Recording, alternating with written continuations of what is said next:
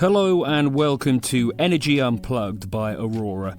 This podcast features various experts from Aurora having in-depth conversations with key industry leaders, policymakers and academics from all over the world. It explores the hottest topics across the energy market and gives a unique perspective on major energy issues.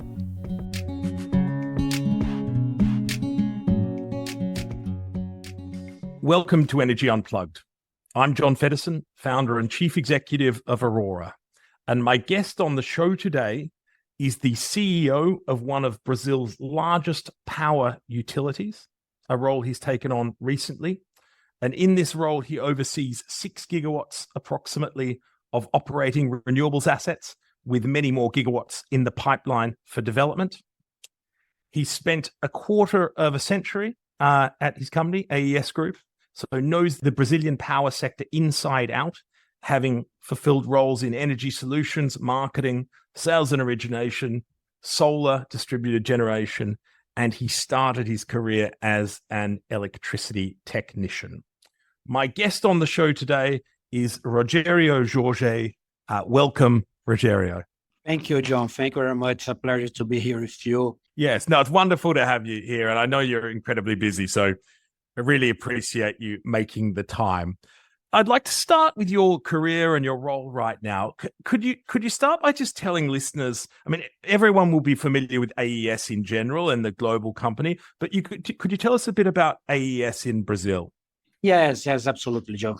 So here in Brazil, AES has been operating for a very long time. This year, we are going to complete 25 years operating here in Brazil. Brazil used to have distribution and generation business here. And probably in 2026, in 2018, AES decided to concentrate their core business on the generation side, because at that time, AES Corporation was foreseeing that the future will going to be much more renewable, much more decentralized, and the focus on the generation side would be much more suitable for the AES Corporation strategy than the distribution business. By this reason, AES decided to invest in the distribution business. And here in Brazil at that time, AES was controlling the largest distribution company in Latin America, called at that time AES Eletropaulo, and which were at that time a distribution company with 7.5 million consumption units, and the very large distribution company in the main city here in Brazil, which is São Paulo City, the concession of the São Paulo City Distribution Energy. And by that time, he has decided to invest to focus on growing the generation business. AES always have the generation business at the same time that had the distribution company here at Eletropaulo. In 1999, AES owned the concession auction to manage and to explore the generation hydro assets here in the São Paulo state. And this generation business was the focus after 2018. So AES, they invest the distribution to invest in this generation business. That's the moment that I changed, John, from the distribution for the generation. Originally, I started to work in 1998 in Eletropaulo, in the distribution company, as you mentioned, as a technician, electricity technician. I started to work in the operations center, dispatching field teams when we had outages in the grid. So my first job here is to solve problems related to the outage and dispatch the field teams to solve the problems. And after 17 years, I moved to the generation business when AES decided to invest in the distribution and start to invest in the generation. And you must be one of the longest serving members of staff at AES Brazil. Does that give you, the world now seems to be much more focused on leadership coming in from outside and, new CEOs and things like that. It's a fairly remarkable period of time. Are there advantages in having spent 25 years in the organization in your current job as the CEO? Absolutely, Joe. Several ones. I think that this being a so long time in the same company, in fact, fits with my personality because I'm a long-term oriented person for everything. I have long-term friends. I have long-term relationship. I have long-term jobs. I like the long term. I have no problem to wait in 2 years, 5 years. So I'm a long-term oriented person. I make plans in the business to capture benefits for 2, 3, 5 years ahead. And by this reason, I think that AES has a very good fit with my way of living. And by having this so long experience within the company, created a lot of benefits. First of all, I know what happens in the last 25 years, right? So I know why we decided to do this, to not do that, and what happens when we did this, when we did that, and so on and so forth. I was here when the regulation changed, when the politicians changed, when the country changed, when new technologies arrive, when old technology goes out, and so on.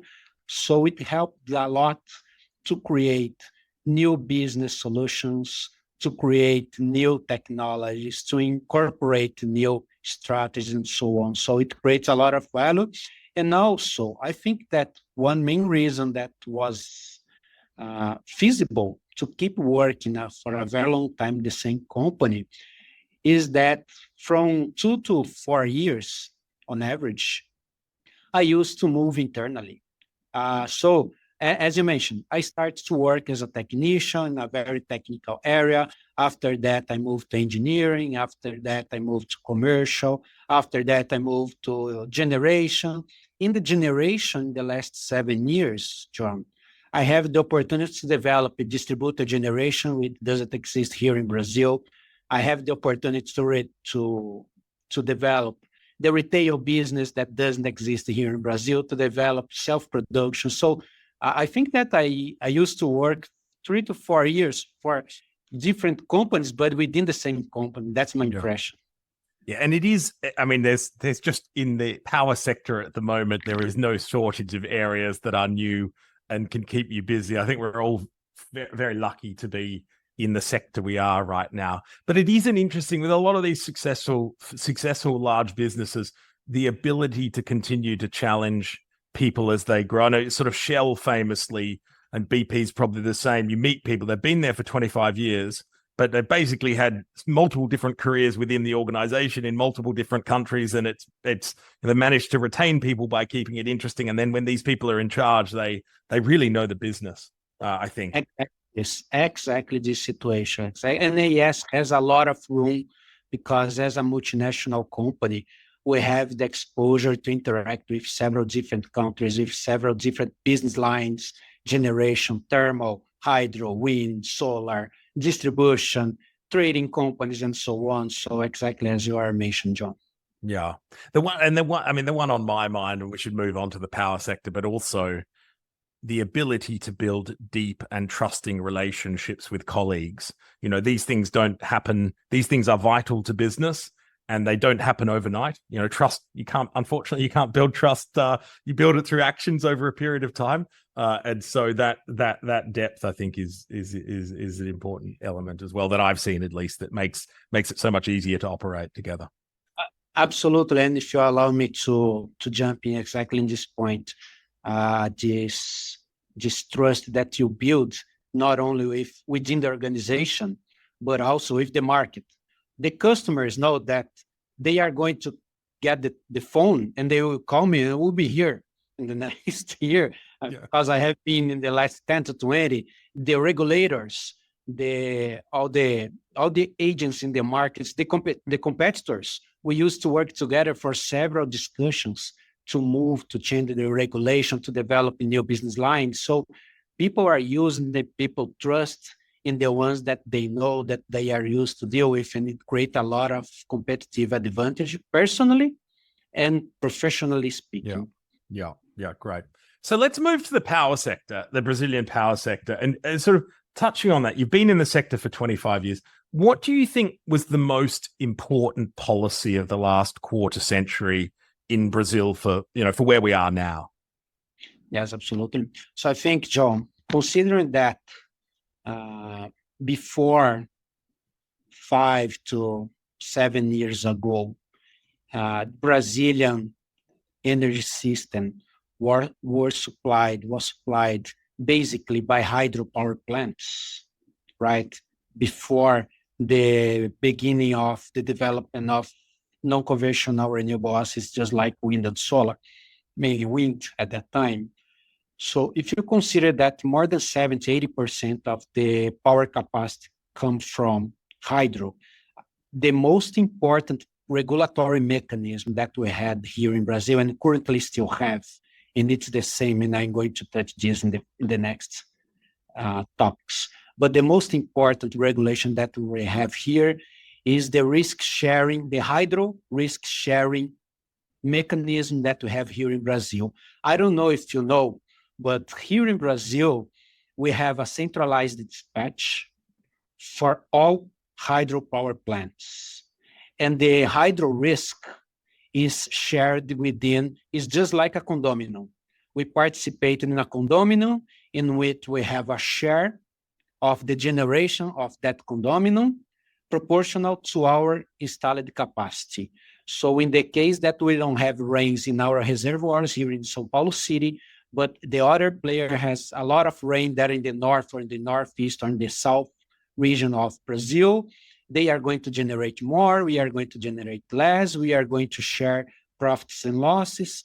And in this way, we manage to mitigate a lot the hydro risk for every player and also for the consumer. Because imagine, if every player needs to manage this risk, they will put a lot of risk in the price and the energy is going to cost much more. So structurally speaking, the most relevant and still most relevant mechanism that we have is the hydro risk sharing, because we are a hydro country.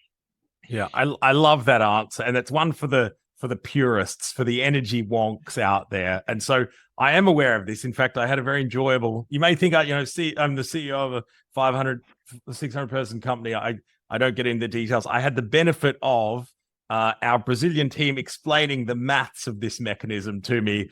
And we've got very good explainers in Ash Gaspar and the team telling me, okay, John, this is how we share the risk. If you're in a hydro dam where there hasn't been much rain, then your expected delivery is lower, and sort of thing. It's a thing of, it's very complicated, and I'm not convinced I understand all of it, but it's one of those idiosyncratic and very innovative policies that is probably unique to Brazil. I remember I was at a conference in Australia recently, and I said, look, there is no one perfect power market design. It really is a function of what you have and what you've inherited. And the Norwegians, the Nordics have sort of managed the volume of hydro through state ownership. You don't need risk sharing because you've got a AAA rated, or Norsk Hydro owns a large share of the hydro operation. And so one way you can manage these big portfolios, nuclear in France or hydro in the Nordics, is state ownership.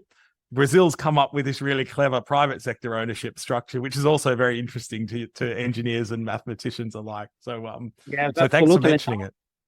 And also, John, it allows us to interact in a much productive way within the players, because imagine, just like in the case of AES, we have several hydropower plants in the Tietê River here in the São Paulo state. In the Tietê River, we have 3 to 4 different players. How are you going to manage the reservoirs if one player decide to dispatch, the other decides to retain the water? So it's going to be a mess, and we have a centralized dispatch. So the national operators decide which is the most efficient dispatch, independent on who is the owner of the asset, because all of them are going to take the benefit in its proportional. So it's brilliant. It's incredible. Yeah, and unique. I haven't seen anything. Most policies, people come to me and they say, isn't this a great, unique policy to our market? I say, well, that looks a bit like a capacity market over there, or that looks a bit like nodal pricing or a marginal loss factor. This is unique and Brazilian. And as far as I can tell, someone will write in and correct me. But as far as I can see, I think that's the case. So that was the best policy of the last 25 years, or the most influential policy. One of the big policies that's changing now, so from January 2024, all high voltage consumers will be able to shift to what's called the free market. They'll be able to strike bilateral contracts, PPAs, with various people. Obviously, it won't necessarily happen at the household level, but it will happen at larger customers. Can you tell me a bit about what this means to AES, how you plan to capitalize on this fundamental change in the way people buy and sell electricity? Yes, absolutely, John. Good, excellent point. So I think that another very important topic that I would like to highlight here related to the market opening is that Brazil is very pioneering in this market opening in the Latin American countries. If you take a look at Mexico, Chile, Argentina, all of them, probably Brazil is the most advanced for sure. I think that we are 10 years behind Europe, for instance, from market opening maturity perspective. Yeah, but day-ahead markets, intraday markets, ancillary services, all that sort of stuff. Exactly. So my impression is that we are 10 years behind. But for Latin America, I think that we are 5 to 10 years ahead from regulatory perspective.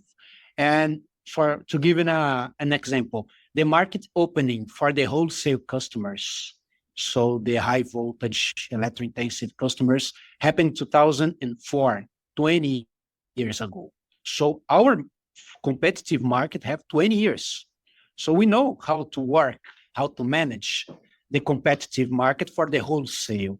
And as you mentioned, in the end of 2022, beginning 2023, there was a regulation that opened the market for the remaining high voltage customers, which were not allowed to migrate to the competitive market. And this market open is going to happen in January 2024, beginning 2024, January. So these remain customers, and according to our figures, we are talking about around 180,000 customers, high volt customers. They are not small. They are not retailers. They are small wholesales.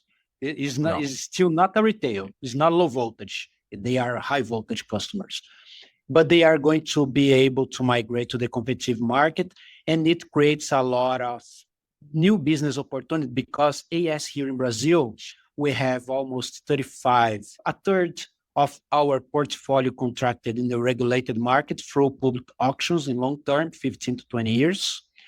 And the other 2/3, we are contracting our portfolio, both hydro, wind, and solar, in the competitive market. And to have more competitive market for a player that have 2/3 in the competitive market, we have more demand for the same offer. So it creates a lot of opportunity. And to capture this opportunity, we started to work, John, to structure the new business model in 2018 to 2019 under the retail business model. You there in Europe are very used with the retail business model, right? Where you have an aggregator and you have one player concentrating a lot of small loads below his responsibility. And here, this market opening happened exactly in this way. This opening was subjected to the customer migrate under a retailer business, a retailer trader, and this retailer remain the customers under its responsibility. And our retailer is the second largest in the country, talking about energy traded, and the first one talking about consumption units. So currently we have almost 600 to 700 consumption units. It's still small for a retail perspective, right? But the market is still open. We have a very good case, which is McDonald's, We are the preferred vendor for McDonald's here in Brazil. We have more than 600 restaurants under our responsibility here in Brazil. And we are very well prepared to approach this market.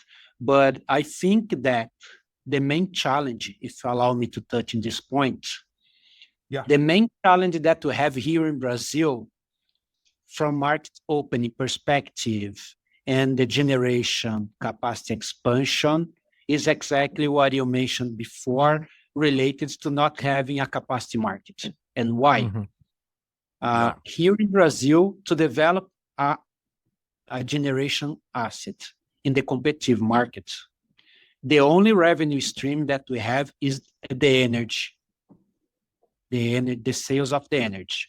But as we are a country that has a not so stable and not so low inflation, it's very difficult to the customer to contract in the long run because the inflation risk is high, is very high. And for a customer, traditionally, they contract 3 to 5 years. And to develop a project, we need contracts for 15 to 20 years, long-term contracts to fund the project, to fund the project. And as we have a competitive market in place, what is missing, in my opinion, to make this scenario much more favorable to invest in the renewables here in Brazil is to develop a capacity market with more stable and long-term cash flows that you can fund part of the investment with the capacity service for all users in the system, and the energy you can trade in the market as you have there in Europe, as we have in some states there in the US. So this is, in my opinion, the main challenge, how we are going to expand the system as the market is opening and we don't have too much long-term contracts. Yeah. And is that capacity market essentially, as you envisage it, a green policy? Is it there to support renewables development, or is it there? Do you think what's missing is there for all technologies on an equal base? You know, there's value in capacity, and maybe it's value when power is most scarce. Now, it hasn't been raining or something, and a guaranteed payment to get you through that. Do you think of it as an environmental policy or a reliability policy? Reliability for sure, because you are talking capacity to keep the system operating. Because imagine, the hydro accounts for 60 to 70% of country generation. And as we are developing too much non-conventional renewables, and we are developing a lot, we are talking about it in a few minutes, we are displacing the hydro dispatching because we are using the wind and solar generation. So the consequence of developing wind and solar is to losing margin in hydro. And it's not correct because hydro is maintaining the system capacity, but they are not receiving for that capacity service. So this is the deadlock that we need to solve. Yeah. Well, the common example you see is, again, it's renewables build out that takes away the running hours. In non-hydro systems, the coal and the gas starts to run less, and then quite quickly, coal doesn't want to be shutting off during the middle of the day when it gets sunny. That is a high cost thing to do, and I think that is part of why capacity markets were introduced in a lot of other markets. It was just very hard to it was harder to maintain these inflexible assets operating flexibly, and losing some of their most profitable hours to renewables. So it's interesting. It's a sort of Brazilian twist on the problem of maintaining system security as renewables penetration rises. Could you say a bit just on the just with one more point on the you talked about aggregation and McDonald's. Are you seeing much demand for green certificates or green power in Brazil? When a McDonald's or a Microsoft or whoever it is says, "Hey, Roger, can we have some power?" Do they also want you to validate it as green yet, or is that something that comes in the future? And do they pay a premium for that? I'm seeing year after year this demand for some kind of certification increasing a lot. In our retail, every megawatt hour that we sold with IREX. We sold with certification because our value proposition is to help is medium and small business to decarbonize medium and small business because they don't have scale to purchase these certificates in the wholesale market. So we are providing the energy with these certificates. But to your point, we are seeing a lot of demand for some kinds of certification, very different kinds of certification. For instance, Microsoft, in my opinion, is the most sophisticated and demanding one that requires all environmental rights over that wind farm that we are developing with them is going to be for them. And we are not willing to sell to anyone else. We are not to settle that energy. We need to deliver then every megawatt hour generated there, and they need to track, they need to emit the certificates and carbon credits and so on and so forth. In the other side, we have some business that say, no, for me, no problem. You can deliver me conventional hydro energy with local IREC certification, annual matching, so very easy. So we have very different kinds of different demands from the customer, but the great part of them are demand some. The easier one, the most difficult ones, the most complex, hourly matching, monthly matching, yearly matching, local, on-site, same state, same grid, same country. So several different conditions, but almost all of them are requiring something related to environmental attributes certification. Yeah, interesting. And it is really remarkable how these, particularly the big US tech companies, are really driving a lot of innovation, I think, in certification in terms of renewables build out, all around the world. I was in the Philippines last week, and again, it's just sort of driving the demand for green power. So we talked about the liberalization of markets. You talked about the need for some sort of capacity payment to keep security of supply. I suppose the other big policy, President Lula got up. It seems to an outsider as though this is one of his key policy pillars at the moment. Announced this green transition plan, sort of.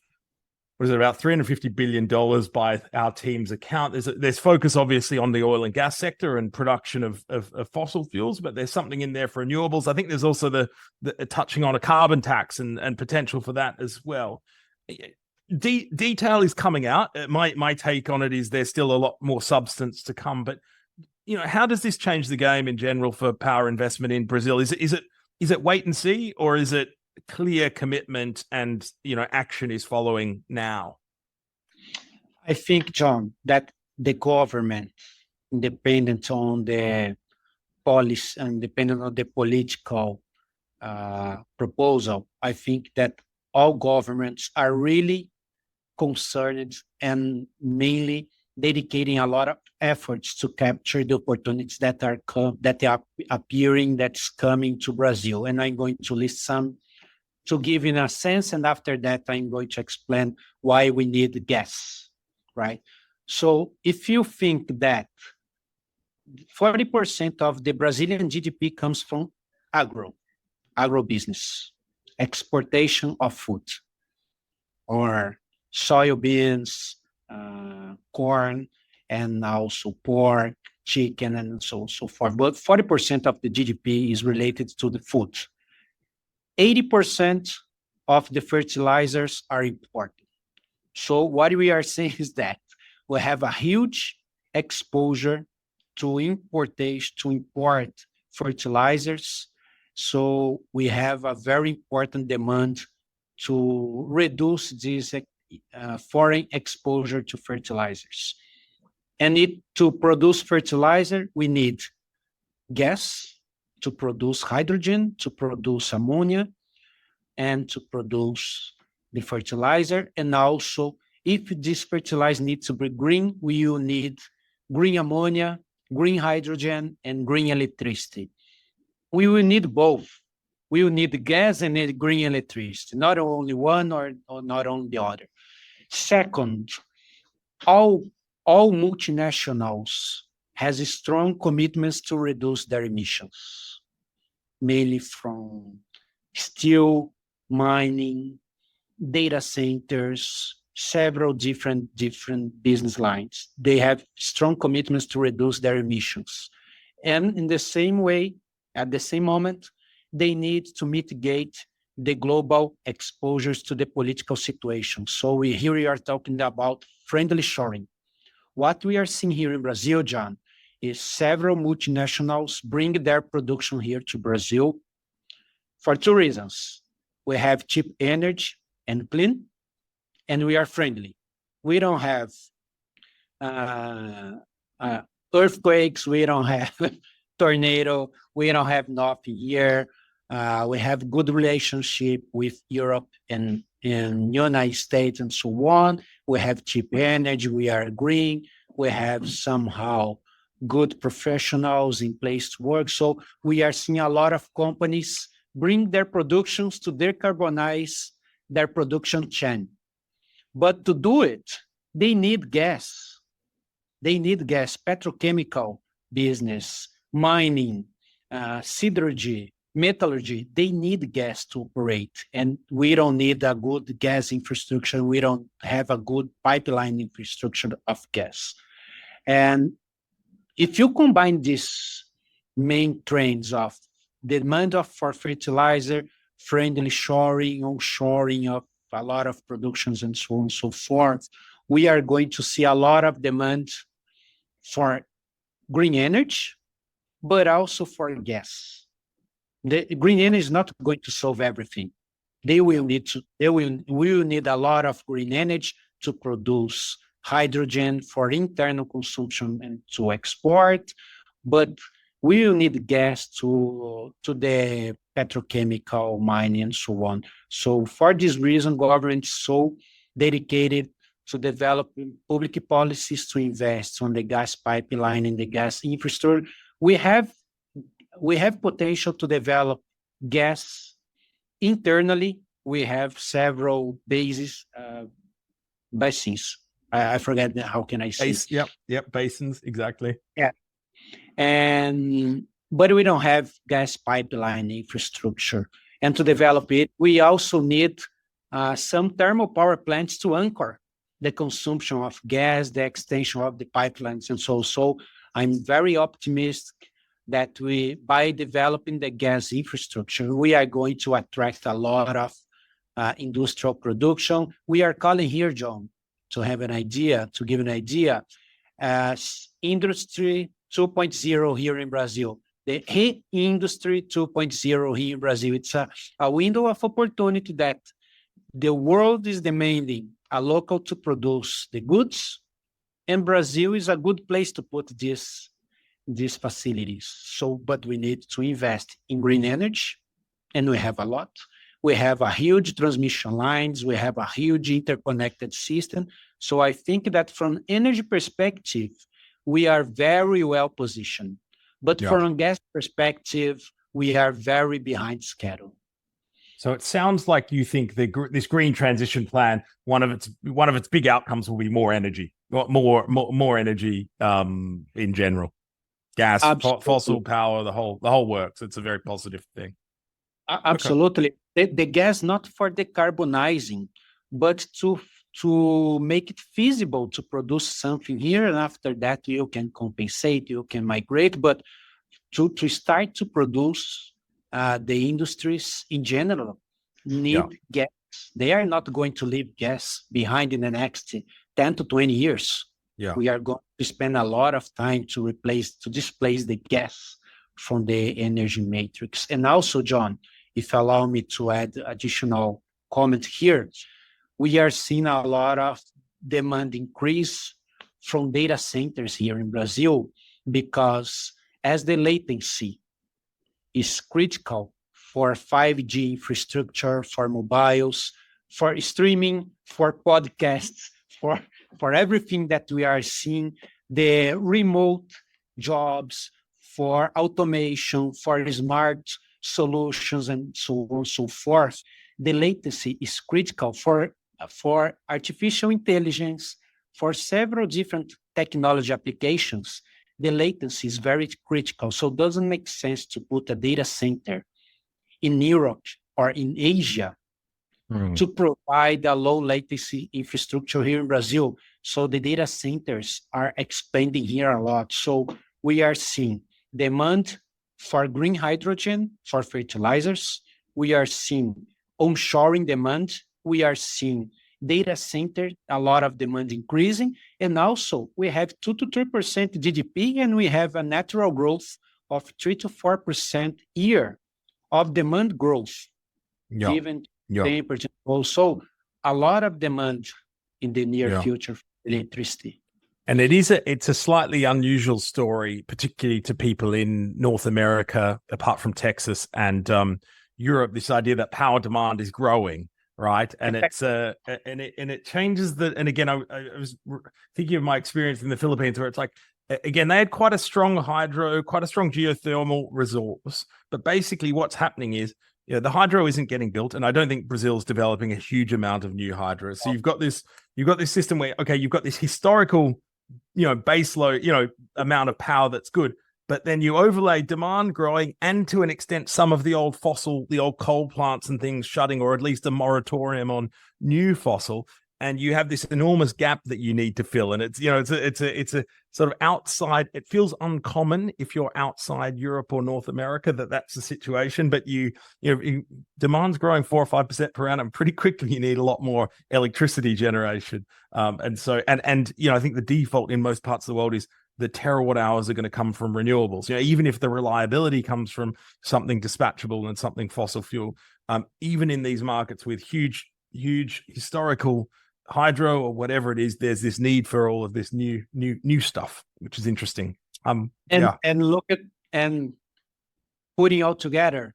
In one hand, we have a huge growth to the demand, and the same period that market is open. That's the reason that I'm so concerned and how we are going to expand the system in an open market without having capacity payments. Only by energy, selling energy in 3 years is impossible to develop. To be merchant in a country that has a huge volatility price based on the hydro volatility. So this is the challenge. Yeah. And well, you could argue that the liberalization is being caused by the need for new investment and new growth. I think, looking at India and sort of introducing day ahead, introducing intraday markets. And part of the reason for that is that they want someone else to invest in the technologies. And so it's sort of the demand growth is causing the market liberalization, I think, in many contexts in a very good way. But yeah, if they get it wrong and the lights go out and the public aren't happy, that can slow down progress in liberalization, in new investment, decarbonization by a decade if you get it wrong. So yeah, you definitely don't want the lights to go out. Markets seem to be good and they attract foreign capital, but the lights go out, things can be set back. I mean, we had Pat Wood, who was the FERC chair under George W. Bush in the US, and he kind of got 60% of the way to liberalize markets in the US, and then they had the lights went out in California and a few other things, and that just stopped the process of innovation in electricity markets. So I think there are some cautionary tales there about making sure you do it right. Definitely. Can I change the subject? You touched on in Brazil's system, there's these huge hydro resources and very strong network in certain locations to get the power to the demand centers. As with every country that's building out renewables now, there's a sort of an issue where you don't necessarily have the lines where the land is cheap or the wind yield or the solar yield is highest. We've had this recent auction held by ANEEL, the regulator, in June, and there's another one in December. How do you feel about network in Brazil? I've heard different things. Is it building out fast enough to enable the speed of renewables build out we need, or do you think it's lagging and something needs to be done to speed up network build in Brazil? I'm following the expansion because imagine, as a developer, the connection availability is critical to develop a project, and the curtailment risk is a big issue to be managed. So in my opinion, to your question, John, Brazil is investing a lot, has already invested a lot, because as we have 100% interconnected system across the country, so we have here 4 regions, north, northeast, southeast, and south. All of them are 100% interconnected, because in the winter we have rains in the north, it's dry in the south, and we can export, and after that we can import. So Brazil is very sophisticated from a transmission perspective and is investing much more to take advantage of the renewable development mainly in the northeast region, where are concentrated more than 80% of the renewable capacity from wind and solar perspective. And the demand is more than 70% concentrated in the southeast region. So generation in the northeast, load in the southeast. So we have huge investments in the transmission. But in my opinion, John, the missing part here is transmission reliability, because not a matter of transmission capacity, is much more a matter of voltage frequency regulation, power factor, and a lot of technical issues that need to be addressed not only with transmission capacity, but we need to have spinning capacity in the reserve to respond and so on. And by saying this, I would like to touch on the storage, because here in Brazil, traditionally, and you probably heard it a lot, we don't need storage here in Brazil because we have reservoirs. This affirmation from an energy perspective is 100% right. I totally agree. Yeah. From capacity perspective, is not that right, because if you have the renewables there in the northeast spinning, and you have a huge volatility in the power generation from solar or for the wind, the time to respond, the transmission assets to respond with hydro or thermal, and we don't have thermal, dispatchable thermal. The great part of our thermal capacity installed here in Brazil is base load, is inflexible. Yeah. So the only asset able, generally speaking, the great part of assets able to meet capacity demands and grid reliability demands are the hydro assets. But it takes time, and we don't have time to manage voltage and frequency regulation. So in my opinion, and we are investing a lot, because I'm seeing a very near future public auctions to develop storage system, not from an energy perspective, because from an energy perspective, hydro can meet the peak demand, hydro can meet a lot of interconnection issues. So, but from a transmission reliability, yeah, we will need storage. And as you know, AES has a joint venture with Siemens that called Fluence, yep. And we are probably the largest storage developer in the world currently. So right now, we are investing a lot to be prepared to capture this opportunity, because in my opinion, everybody forget that here in Brazil, everybody think that here in Brazil, we don't need storage. Oh, we don't need, we have the reservoirs. But in fact, we need. We had, in the middle of August, we have a blackout here. And what was the issue? Transmission reliability. Interesting. And what the consequence? Was the consequence? National operation is curtailing a lot of renewable assets. And why? Transmission reliability. And how to solve it?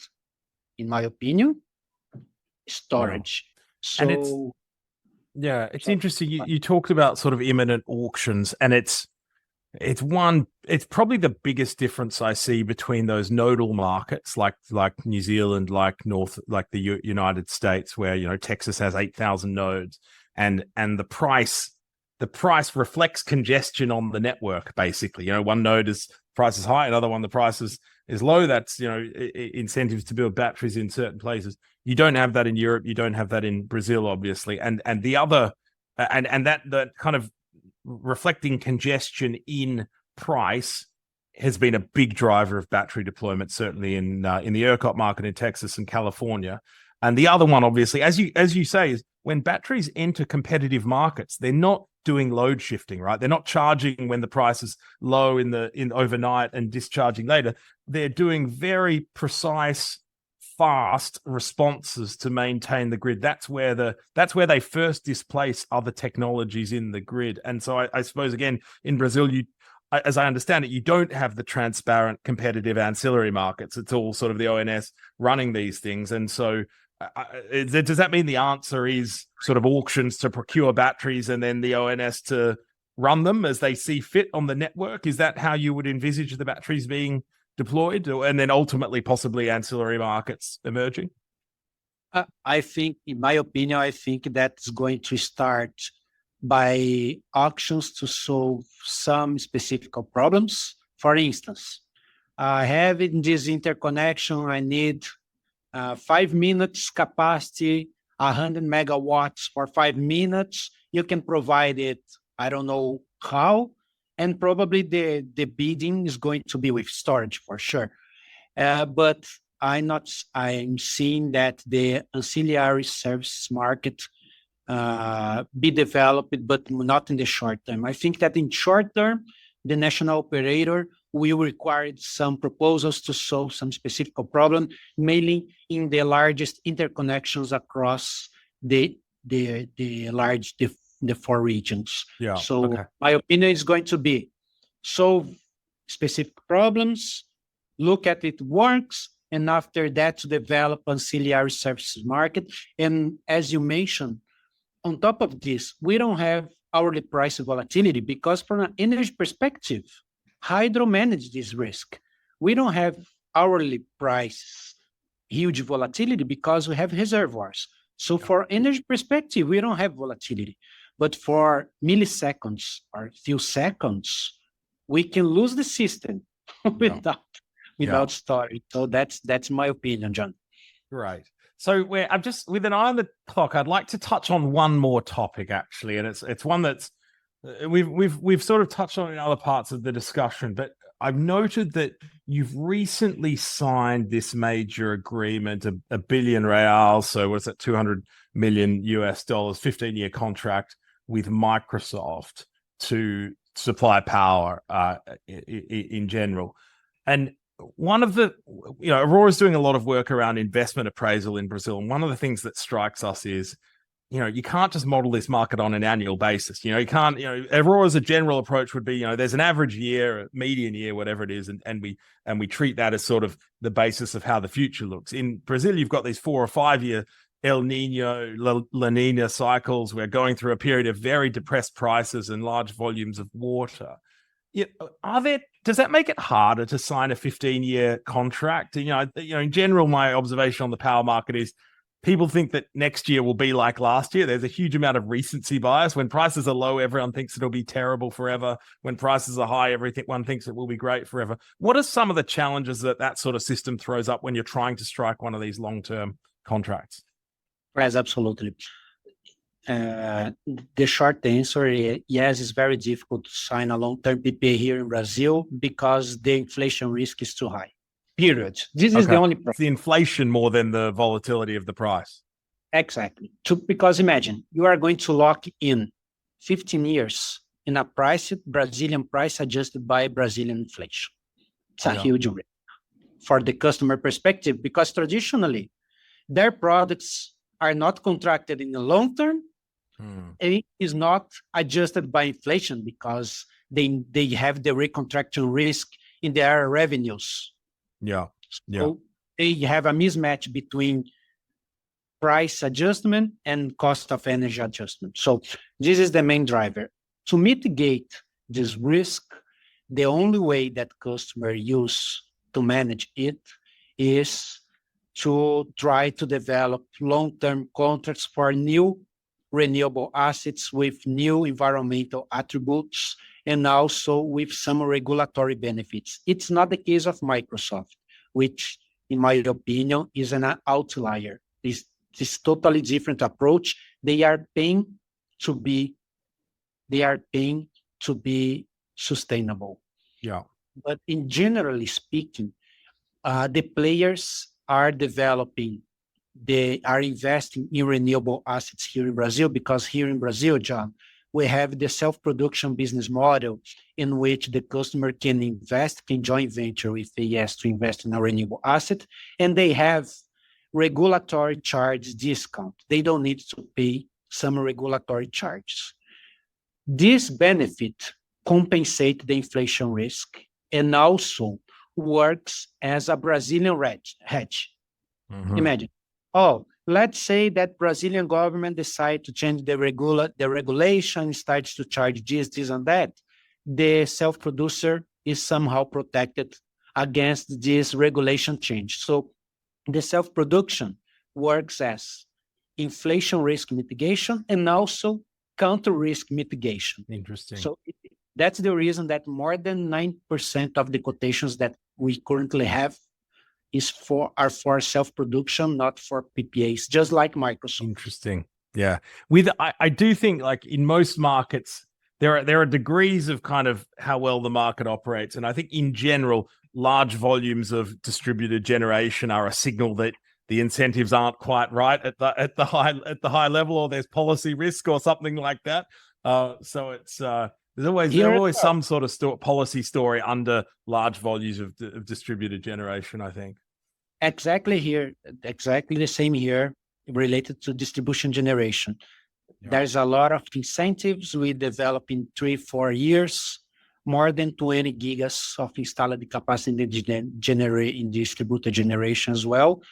And in the case of Microsoft, I think that they want to be much more fully engaged in investing in renewable energy. So they want to have the additionality that it needs to be new, it needs to be to them, it needs to deliver 100% energy to them. They are going to manage the hourly exposure and so on and so forth.